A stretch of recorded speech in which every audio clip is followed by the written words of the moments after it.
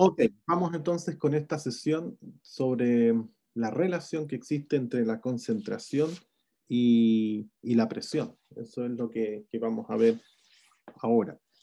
Si recordamos de la última clase, o más que última clase, una clase que estuvimos haciendo un trabajo en donde no vino todo el curso, pero igual hicimos el taller, un taller que se hizo en clase que es de soluciones. En ese taller de soluciones veíamos que la concentración es igual a los moles partido por el volumen. Esa es una de las ecuaciones que utilizamos, moles partido por volumen, o la cantidad de moles que hay presente en determinado volumen. ¿Qué cantidad de moles hay en cierta cantidad de volumen? Ya eso se le llama concentración. Eh, Esa concentración sabemos que puede estar en concentración molar, molal, normal, pero para efectos del equilibrio químico las vamos a considerar siempre como concentraciones molares. Eso es. Por otro lado, en otra clase, que fue anterior a esa, estuvimos viendo justo gases ideales.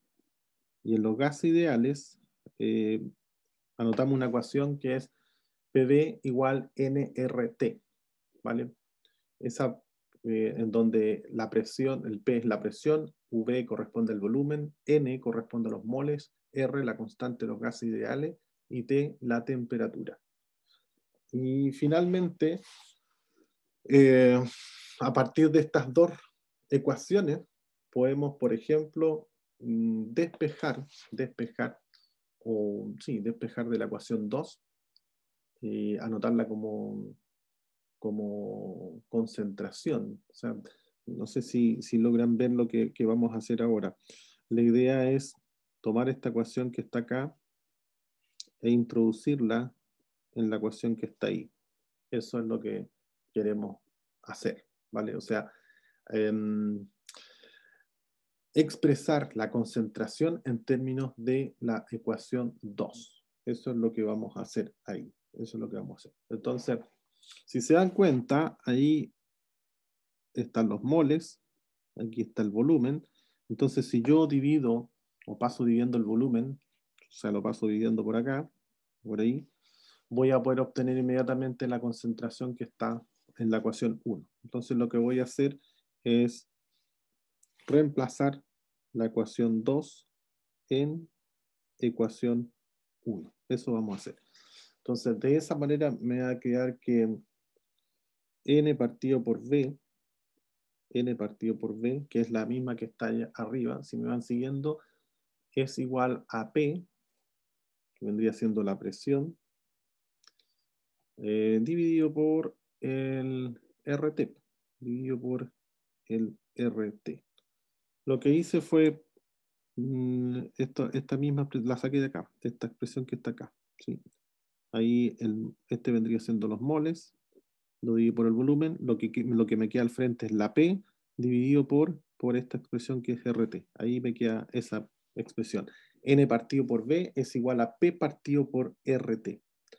Y de la ecuación 1, si ven la ecuación 1, N partido por V es concentración. O sea, conclusión, la concentración también la puedo dejar expresada como P sobre RT.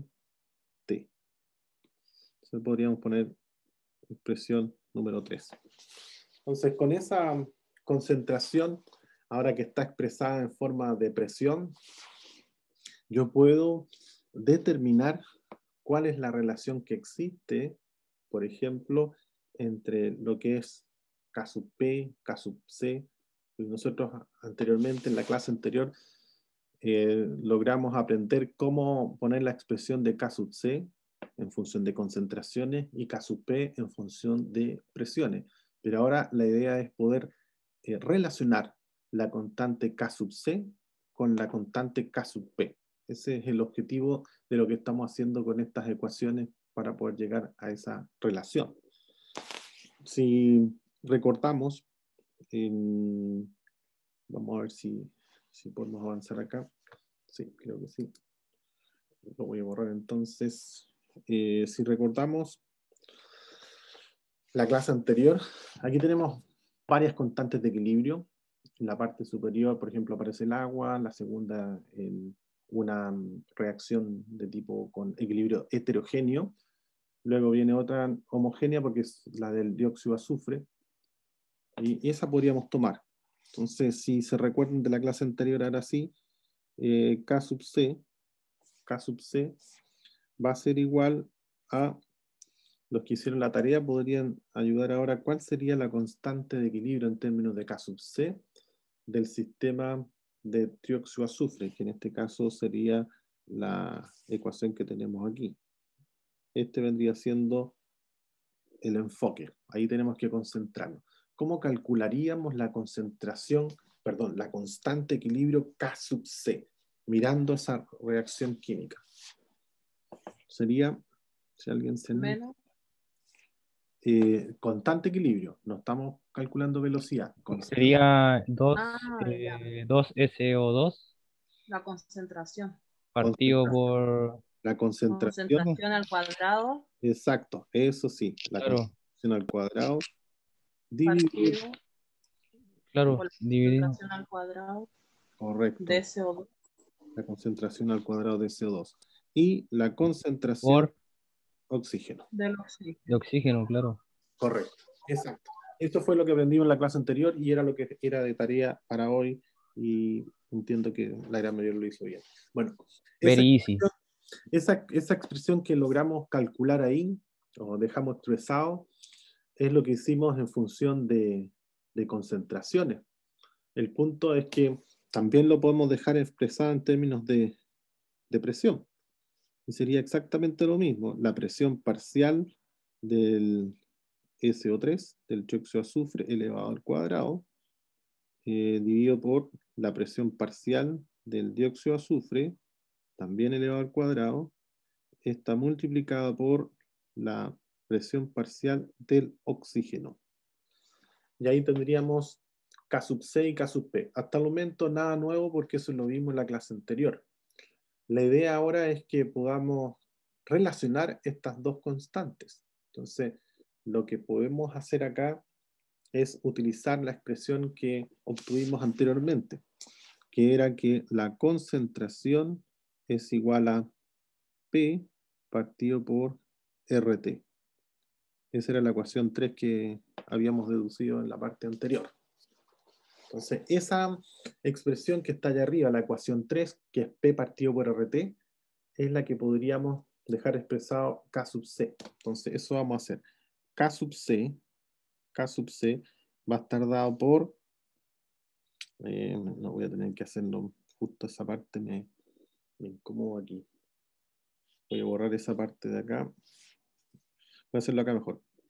K sub C, ahora sí tengo espacio, K sub C va a ser igual a la presión de quién, del SO3 elevado al cuadrado, y todo esto dividido por RT también elevado al cuadrado. Espero que me vayan siguiendo lo que estoy haciendo. Lo único que estoy haciendo es mirar esta ecuación, esta expresión que está acá, pero utilizando esa ecuación 3. Entonces, la concentración de dióxido de azufre elevado al cuadrado va a ser igual a la presión del dióxido de azufre elevado al cuadrado dividido por RT al cuadrado. Eso fue lo que hice, ¿sí?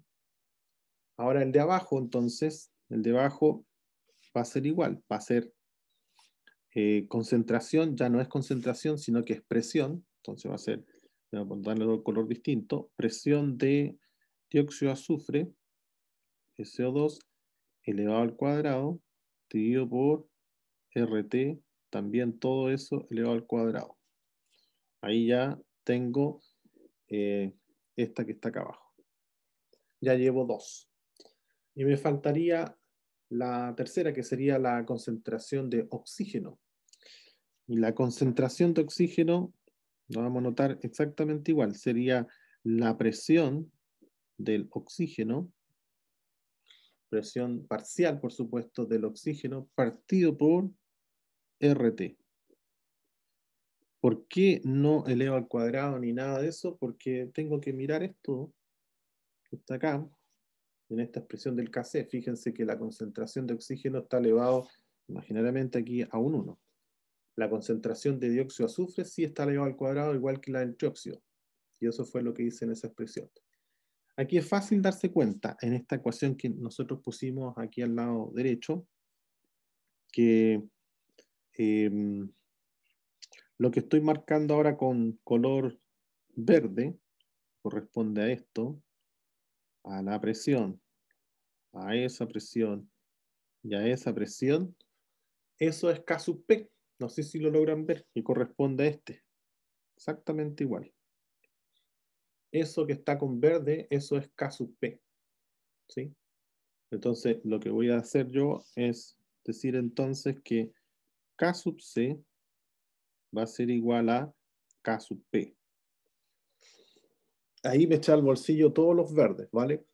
Ahora veamos qué pasa con los RT cuadrados y los RT que está ahí normal. Si se dan cuenta, aquí lo que tengo, los RTs se cancelan. Si lo vamos viendo, este RT se cancela con ese RT.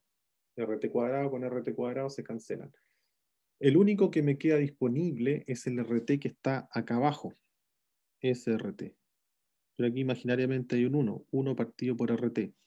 Ese, aplicando la propiedad inversa, me queda por allá arriba. Entonces me va a quedar Kp por RT. Esta ecuación que acabamos de deducir es la relación que hay entre Kc y Kp. Se están diferenciando exclusivamente, se están diferenciando a través de lo que es el RT. El RT es el que logra hacer la relación que hay entre el K sub C y el K sub P.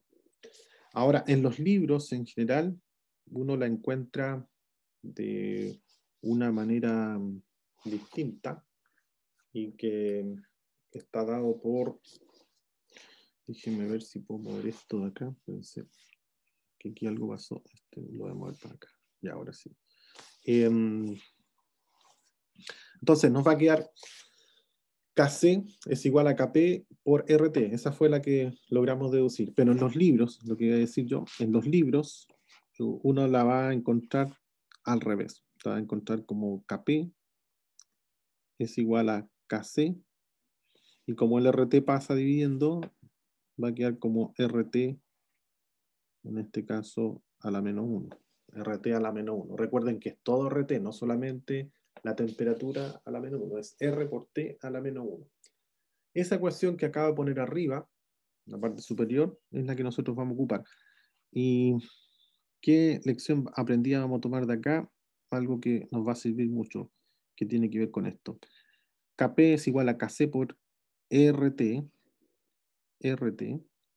y ahora ese menos 1, ¿de dónde viene? Va a ser el delta de los moles. El delta de los moles.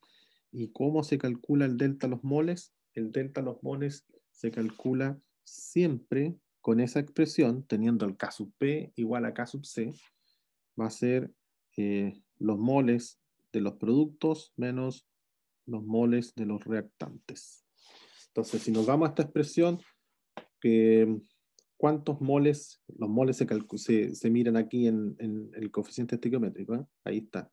¿Cuántos moles tengo en los productos? 2. ¿Sí? Ahí 2, ¿vale? ¿Y cuántos moles hay en los reactantes? 2, 3. 3. 3. 2 de dióxido de azufre y 1 de oxígeno. Ahí. 3. Entonces, si eso lo llevo ahora a la ecuación que acabo de deducir ahí, tengo moles de producto, 2, y moles de reactante, 3. 2 menos 3, menos 1. Entonces, el delta N es menos 1. ¿Vale? ¿Qué fue lo que nos dio a nosotros ahora recién? Delta N igual menos 1. Entonces, vamos a poder ocupar libremente esta ecuación porque ya hicimos la deducción. Siempre se cumple así, siempre. No hay excepciones acá respecto a esto porque tiene que ver más con matemática que con química. Entonces, siempre vamos a poder ocupar la expresión siempre en la medida que tengamos K sub P igual a K sub C por RT elevado a delta N. Si la tenemos al revés, ahí debería ser moles de reactante menos moles de producto, pero yo sugiero aprenderse una que es la que se ocupa habitualmente en todos los textos, en donde se despeja el K sub P. Esta que está acá. Esa sería una ecuación general. K sub P va a ser igual entonces al K sub C por RT elevado al delta N, donde delta N corresponde a los moles que están en los productos, que lo veo con los coeficientes estequiométricos, menos los moles de los reactantes, que también lo veo en la sumatoria de los coeficientes estequiométricos de los reactantes. ¿Qué cuidados hay que tener? Hay que ser cuidadosos, por supuesto, porque podría ocurrir lo siguiente, que este no fuera un gas, sino que fuera un sólido. Sin duda que el oxígeno no es un sólido, pero estoy poniéndome en el caso en que fuese un sólido. Si hay un sólido, el sólido, yo les comentaba que el equilibrio se explica exclusivamente por lo que es sistema acuoso, sistema gaseoso. Los sólidos se mantienen constantes, por eso es que no entran o no forman parte de la constante equilibrio. ¿Qué significa eso? Que al momento de hacer el conteo de los moles, no debería contar los moles asociados al oxígeno. Entonces, ¿qué ocurre ahí? Nos queda que 2 menos 2 es 0, y cualquier cosa elevado a 0 es 1, y ahí nos va a dar que Kp es igual a Kc. ¿Sí? Eso ocurre cuando tengo la misma cantidad de moles a la derecha que a la izquierda. Eso es. Profe, ¿Sí? por ejemplo, ahí en la segunda reacción, cuando en los reactantes es sólido y es lo único que se utiliza, ¿cómo se hace?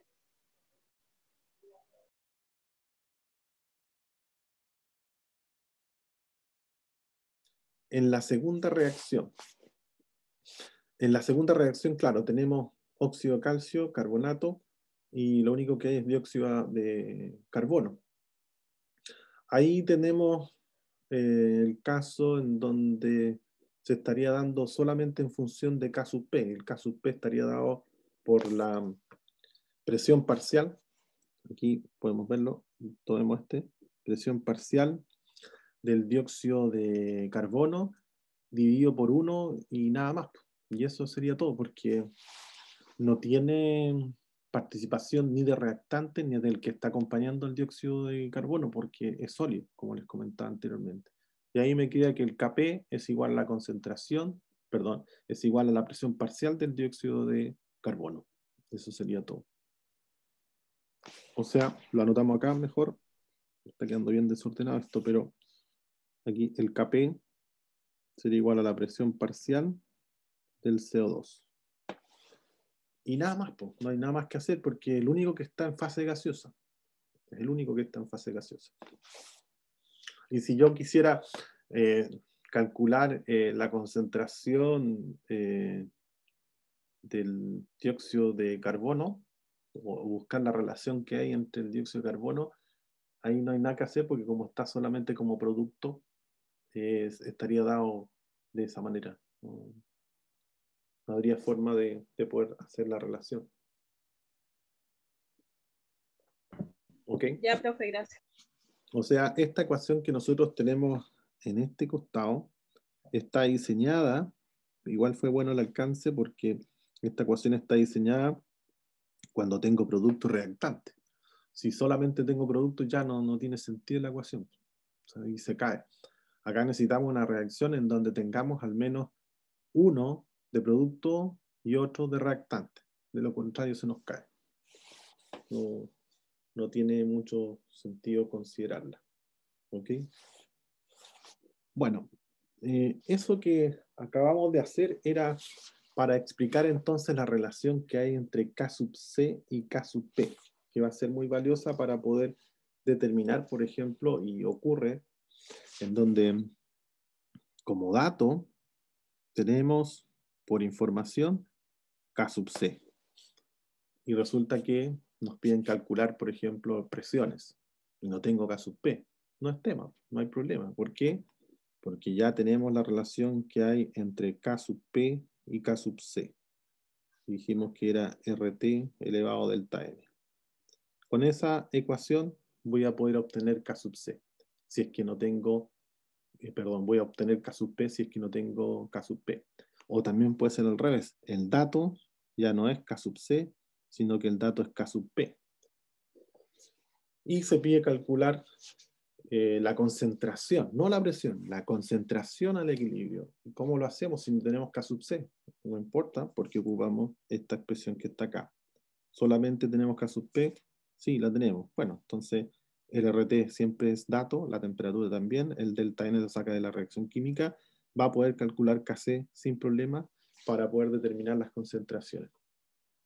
Entonces, la ecuación esta es súper útil, súper útil cuando solamente se dispone de una constante, por ejemplo, K sub P. Fíjense en esta tablita.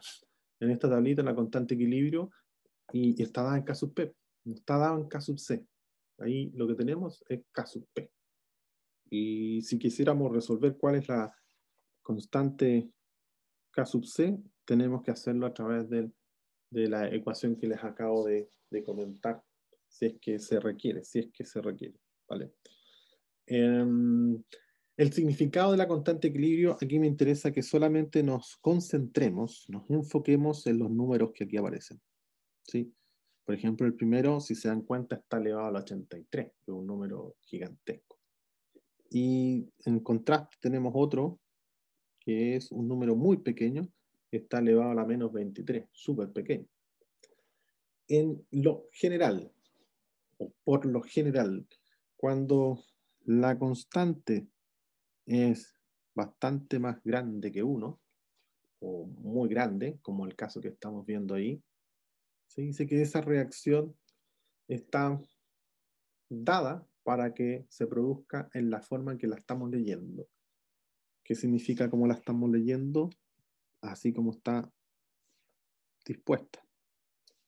Esto está asociado a esa constante y está escrita desde hidrógeno, oxígeno, pasando a agua.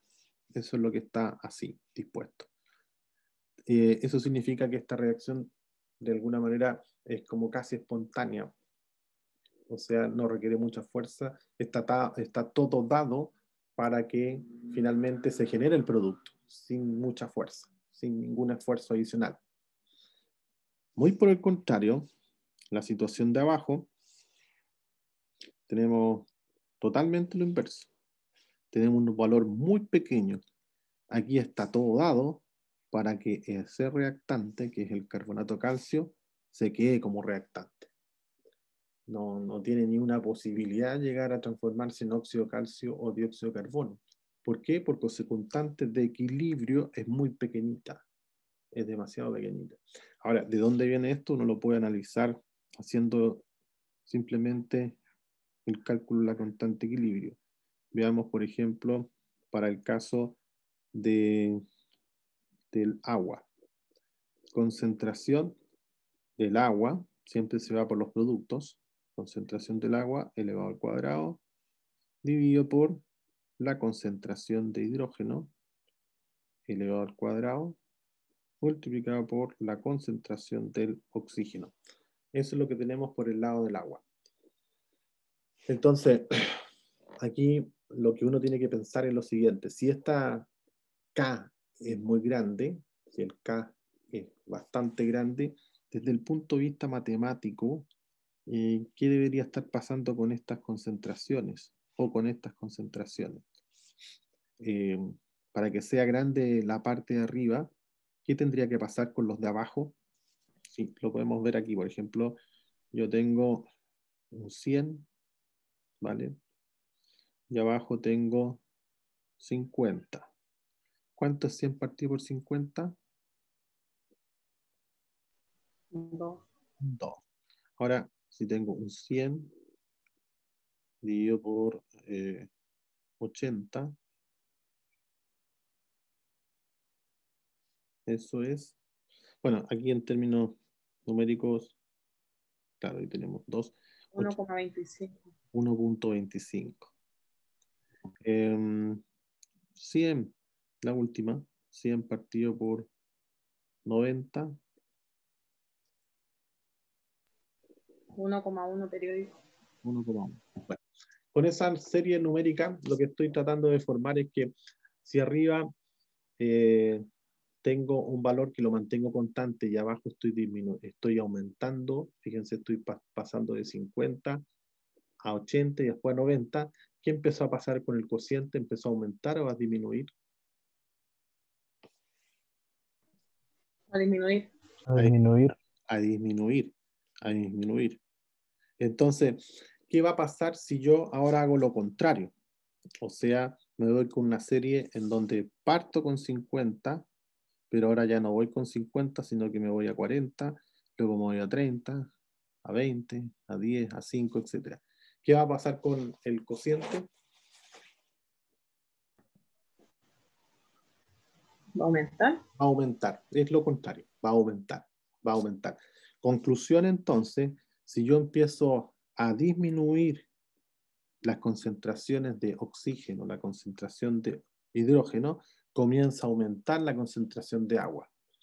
Y que es como lógico, si uno mira la reacción química que está acá arriba, en la medida que se empieza a consumir hay que traducirlo ahora como que se está reduciendo, se empieza a consumir el hidrógeno, a consumir el oxígeno, ¿para qué? Para formar agua. Entonces, en la medida que los de abajo se achiquen, se empiezan a reducir, se empiezan a achicar cada vez más, voy a tener una mayor cantidad de concentración de agua.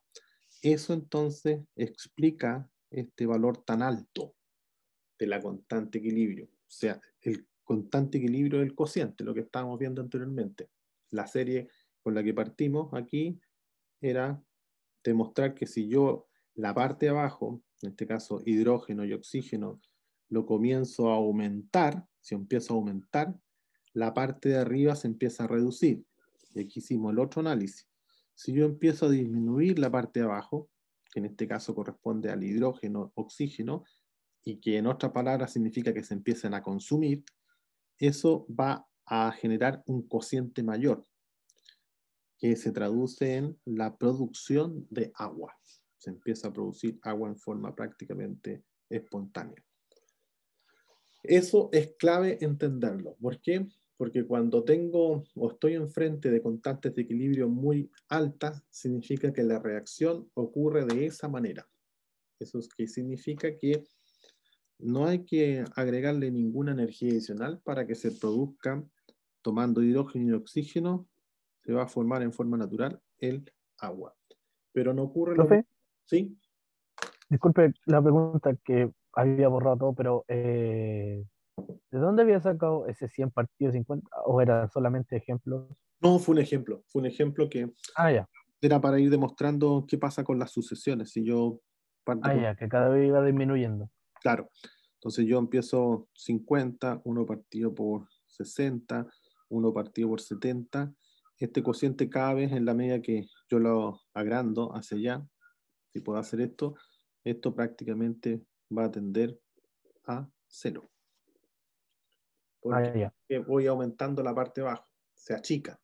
Pero al revés, fíjense al revés. Si yo parto acá con 50, luego avanzo con 40, luego avanzo con 10, luego avanzo con 0,1 y luego avanzo con 1 partido por 0, eso es infinito. O sea, un número muy grande, que es congruente y consistente con lo que tenemos acá, un número gigante. Ese número enorme que ahí aparece. Entonces, lo que está sugiriendo esto, que cuando yo tengo constantes muy grandes, significa entonces que estos se van a consumir sí o sí para la producción de este que ahí aparece, porque la constante es grande. Está pasando esto. Estamos en la condición de acá abajo.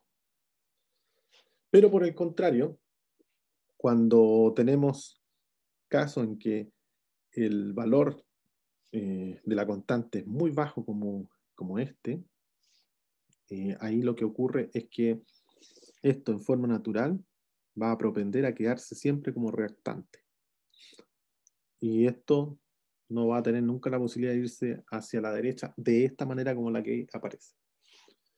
Eso no significa que yo no pueda producir monóxido y también hidrógeno a partir de carbono y agua. De hecho, se hace. Pero yo necesito una energía externa que sea capaz de lograr esa producción. Así en forma natural no se va a lograr. Esa es la diferencia. Entonces, yo aquí podría notar una cosa que también es importante que la podamos considerar.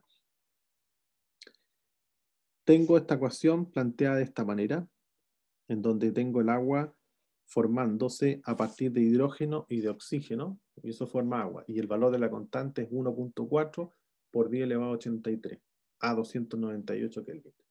Pero también podría decir yo, bueno, entonces yo puedo tomar agua, y que es lo que estamos haciendo ahora para la producción de hidrógeno, y que lo dijimos también en una clase, y la desagrego, la disocio en hidrógeno y en oxígeno.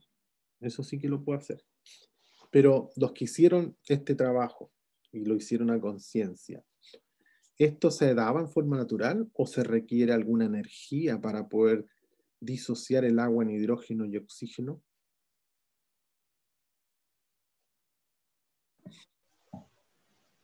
Que sea reversible. No, tomando agua, digamos, considerando que se tiene ¿Requiere de algo más? un sistema con agua. Entonces la pregunta es, la electrólisis. La electrólisis se requiere que yo agregue una fuerza externa, que es una fuente de energía, para que se logre la separación, por un lado el hidrógeno y por otro lado el oxígeno. El hidrógeno para combustible, el oxígeno liberándolo al medio ambiente. Pero este proceso electrolítico no es gratuito, necesita energía para que ocurra.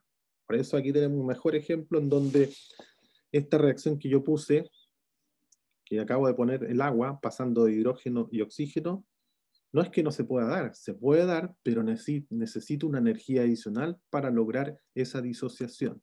Y aquí la constante equilibrio va a ser 1 partido por K, donde K corresponde a ese valor. Entonces, si yo pongo el recíproco abajo, va a dar un número muy pequeño, porque es 1 partido por 1.4 elevado a 83. O sea, va a estar del orden de menos 83. Por eso se requiere tanta energía para disociar el agua y transformarla en hidrógeno y oxígeno. Necesito energía eléctrica para poder hacer esa disociación.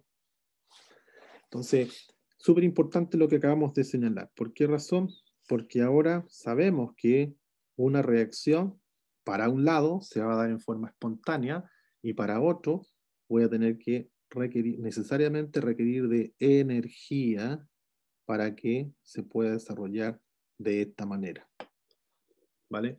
Aquí el mensaje no es que si esta constante, así como está, es muy alta, la reacción solamente ocurre en ese lado. Si se dan cuenta, dice ahí que es reversible, así que ese no es el mensaje. El mensaje es que si la constante es muy alta, significa que esto en forma espontánea va a producirse. Si yo tomo hidrógeno más oxígeno, se va a producir en forma natural el agua. Pero si ahora la tomo desde esta otra manera, el agua la quiero disociar yo en hidrógeno y oxígeno, voy a requerir una energía adicional. ¿Por qué razón?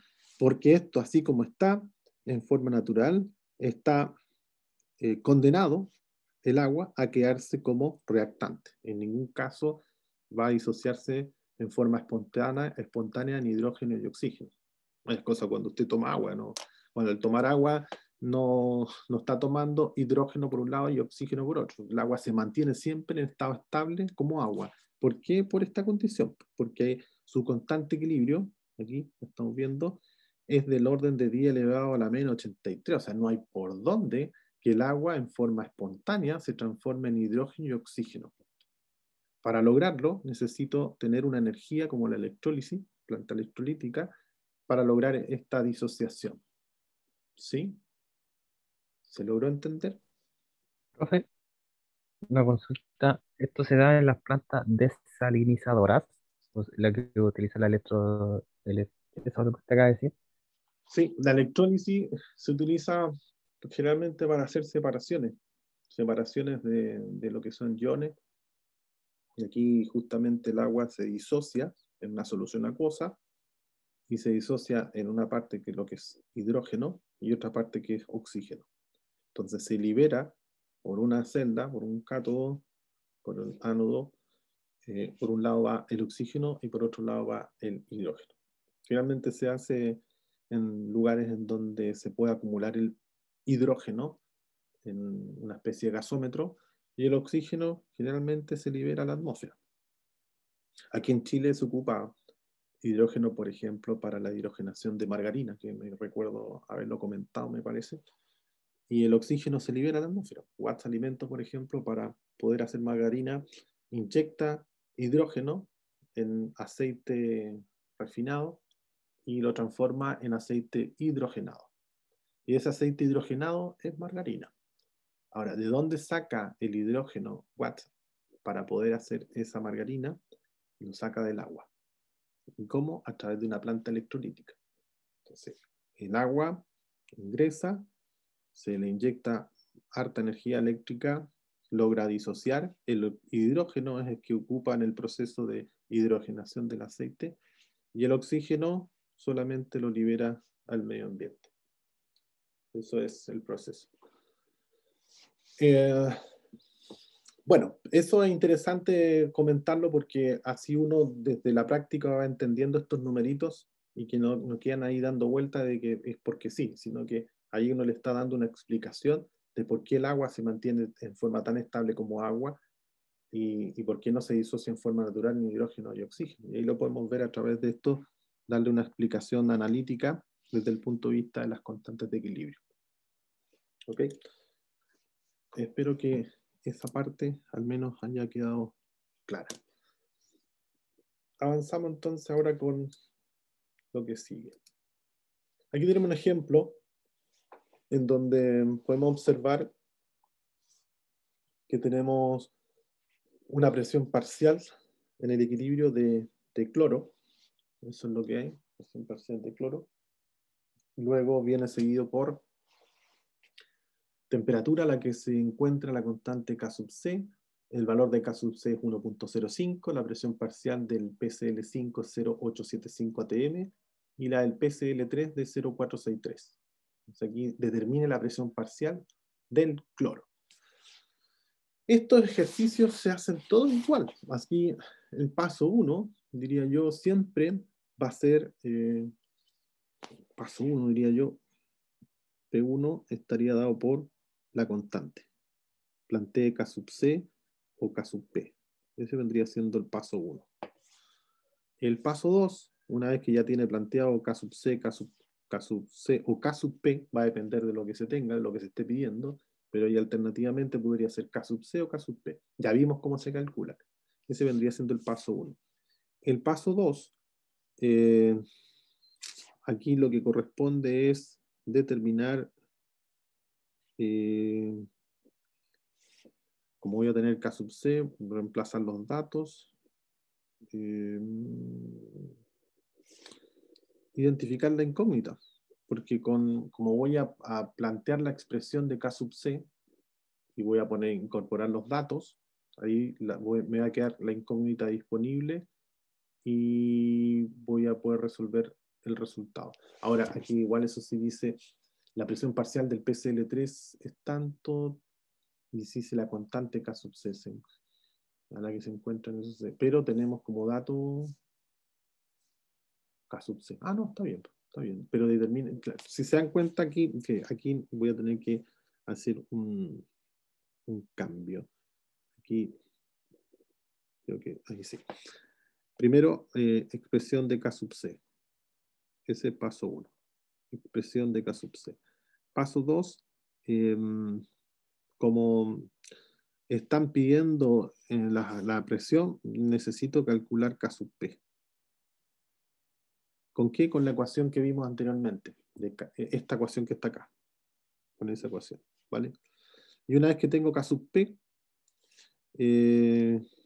incluso aquí, como ya se pide, voy a corregir también acá, porque como ya se está pidiendo la presión parcial, entonces mejor pongo K sub P. ¿Sí? Claro, porque ahí se determina la presión, entonces no tiene mucho sentido darme la vuelta larga, calcular K sub C si me están pidiendo presión parcial. Entonces, lo que hago es poner inmediatamente la expresión de la constante K sub P. ¿Por qué razón? Por esta palabra clave ahí que dice presión parcial. Además que todos los datos que ustedes ven ahí están en presión. Entonces mi sugerencia acá es determine la expresión de K sub P. Luego con K sub P hay que calcular K sub P. Aquí pareciera que son iguales, pero son cosas distintas. Aquí hablamos de la expresión y aquí hablamos de la constante K sub P, que se hace con la ecuación, que va a quedar en función de K sub C. Y luego de ahí determino la presión parcial del cloro. Ese vendría siendo como el camino a seguir, ¿vale? Entonces, veamos, constante K sub P. ¿Cómo sería K sub P? La expresión. No esto, ¿eh? No esto. ¿Cuál sería la expresión? Que estuvimos haciéndolo anteriormente. ¿Cómo quedaría?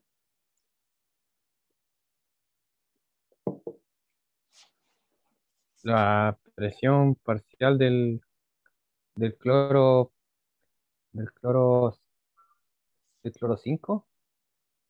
Ah, bueno, ahí se No, da. no, Porque el cloro 5, PCl5, es reactante. Recuerden ya, que no me las interesa. reacciones siempre es producto partido por reactante. Las Mm. constantes siempre van a ser concentración de producto partido por concentración de reactante, elevado a sus coeficientes estequiométricos cuando corresponda. Entonces, en este caso, los productos son estos. Estos son los productos. Y estos son los reactantes. Entonces, aquí sería la concentración, o en este caso, la presión parcial del cloro, que es la incógnita, seguido por la presión parcial del PCl3. PCl3. Dividido por, ¿y ahora qué? ¿Dividido por cuánto? El reactante, La, PSL5. la presión parcial del PCl5. Ahí sí. Profe, ¿Sí? ¿por qué en la fórmula que tiene arriba tiene K igual a C sub P, ¿cierto? Partido por C sub R, ¿cierto? O ¿Esta? sea, el de los productos con el de los reactantes. Ah, No, la esta. de arriba, Esta. claro, esa. Ya. ¿Y por qué para K sub P coloca la presión? Eso es lo que no, Ah, ya. no. Decía que eh, la expresión de K, recuerda que puede ser K sub C o K sub P. Para el caso K sub C sería concentración de los productos elevado a su coeficiente estequiométrico partido por la concentración de reactante elevado a su coeficiente estequiométrico. Para el caso de presión sería la presión parcial de los productos elevado a su coeficiente Ah, estequiométrico dividido por la presión parcial de los reactantes. Nosotros ocupamos ahora esta, efectivamente ocupamos esta otra que no la había mencionado. ¿Y por qué ocupamos esa? Por el enunciado del ejercicio y por los datos. Los datos te están de alguna manera dando pauta de qué constante utilizar, porque tenemos siempre dos caminos en las constantes. En las constantes tendríamos siempre dos caminos. Ocupar K sub C o también podría ser K sub P. Si los datos están dados en concentración, eso está pidiendo a grito que use K sub C. Deje la expresión en función de concentraciones. Pero si los datos están dados en presión, aquí lo podemos ver, está en ATM, podría estar en PCI, por ejemplo, eso indica que lo más conveniente es que su expresión quede en función de presión y no de concentración. Por eso es que nosotros acá trabajamos con K sub P, porque miramos los datos y además miramos que dice ahí, determine la presión parcial de equilibrio del cloro. Entonces, nos están obligando a usar la constante K sub P, más que la K sub C. ya. O sea, ¿Sí? va según en lo que pida entonces. Según los datos que uno tenga y según lo que estén pidiendo. Exactamente. Ya. Sí. Ah, ya, profe. Vale. Ya, Ya, entonces gracias. como ya etapa 1, que vendría siendo esta, etapa 01, esta ya la hicimos, etapa 1. Ahora vamos a la etapa 2. La etapa 2 dice ahí K sub P. Hay que calcular K sub P. Y K sub P, ahora estamos refiriéndonos a esta expresión que está acá, a este K sub P. Entonces, parece que no. Sí, a ese K sub P. Ese K sub P lo podemos calcular por acá abajo, entonces. K sub P,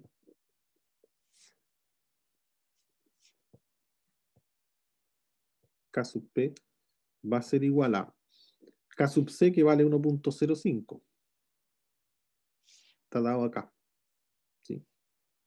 Multiplicado por 0,082 y la temperatura no la veo. Temperatura en la que se encuentra la constante. Ah, aquí necesitamos la temperatura en la que se encuentra la constante. Y eso debiésemos tenerlo como dato, porque si no, no se puede resolver el ejercicio. Ahí tendríamos que saber a qué temperatura. Si no la tenemos la temperatura, no la podemos calcular. Claro, ahí tendríamos que ver cuál es el valor de la temperatura. Bueno, ahí uno puede asumir 298, que es la temperatura en la que habitualmente están estas constantes, 298. Y elevado a B menos A. Bueno, aquí hay que revisar siempre la constante en la reacción si está equilibrada. De los fósforos tengo 1, 5 a la izquierda y 5 cloro a la derecha. Está igualado. Y aquí Profe, yo daría un alcance ahí. Usted debería arreglar el ejercicio porque dice a la misma temperatura y ahí debería poner 298 para que los demás compañeros no se confundan. Da que usted acaba de dar ese dato porque usted se lo sabe. no es que me lo sepa, porque lo vimos acá, fíjese. Las constantes de equilibrio se entregan a 298.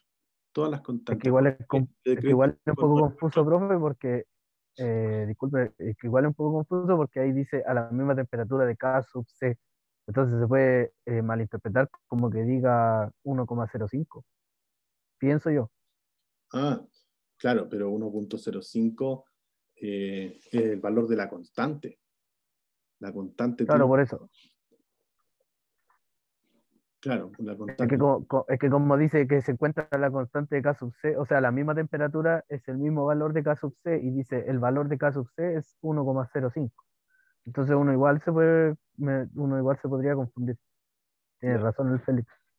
ok. Ya, pero de todas maneras se lo digo de entrada que las constantes de equilibrio están a 298. Si es que no se dice nada, usted debe asumir que están a 298. Lo mismo pasa cuando uno trabaja con ejercicios, por ejemplo, en donde se inyecta aire. Si dice aire, significa que tiene oxígeno y tiene nitrógeno. Es que yo no sabía, no, sí tiene que saberlo. ¿Y qué por composición tiene el oxígeno?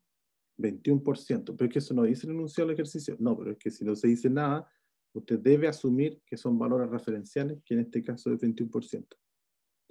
Pero bueno que salió porque así ya todos aprendimos que cuando no se dice nada, tiene que asumir la temperatura de 98 cuando hay constantes de equilibrio. ¿Vale? Ok, ya, entonces ahí tenemos RT, sería B menos A. El B sería ¿cuánto? Aquí tenemos 1, 1, sería 2, menos 1. Y eso da 1. Ahí nos da el valor de la constante. No sé cuánto es, habría que calcularlo. ¿Cuánto sería 0,082 por 298 y por 1.05? Entonces, ese valor habría que determinarlo. Hasta ahí ya estamos ok con eso. Nótese 25,65. 25, 66. 66. ya. Las constantes son adimensionales, por si acaso, ¿vale? En algunos textos las van a encontrar con 1 partido por ATM a la cuarta. Eso no tiene ningún sentido, no hay por dónde tener algo físico que tenga una presión elevada a 4 o una concentración elevada a la quinta. Entonces, la lógica indica que no debe ir con unidades de medida. Es adimensional el K sub P, el K sub C también. Ahora lo que queda es simplemente reemplazar los datos, porque ya sé que K sub P, de acuerdo a esto, es 25,7 le voy a poner. Igual, perdón. Va a ser igual, voy en esta parte.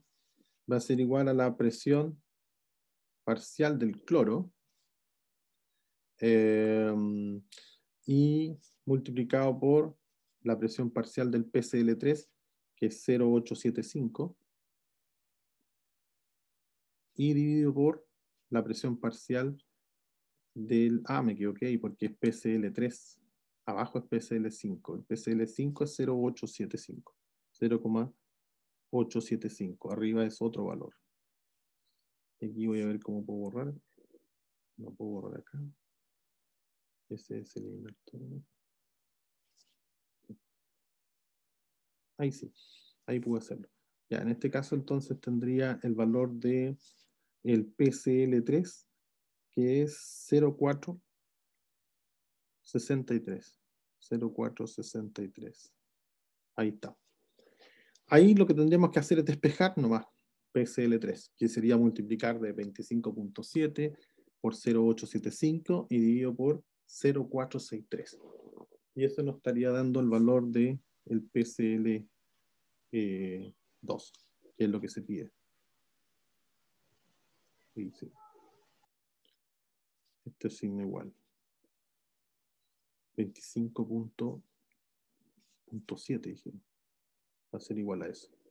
Por lo tanto, 48,56. muchas gracias. Déjame eliminar esta parte de abajo para darle espacio a esta. Ya, ahora sí. Entonces, la presión parcial del cloro estaría dado por, ¿cuánto me dijo? Disculpen. 48,56. 48,56. ¿Y en qué nos da esto? Si es presión. En atmósfera. En atmósfera. En ATM, correcto. En ATM. Es lo mismo de 100 miligramos de mercurio. Aquí está el valor. ATM, ATM. Si esto hubiese estado en PSI, debiésemos haber puesto PSI. Pero en este caso todo está en función de ATM, de atmósfera. Así que la unidad de medida sería atmósfera. ¿Ok? Ahí estamos.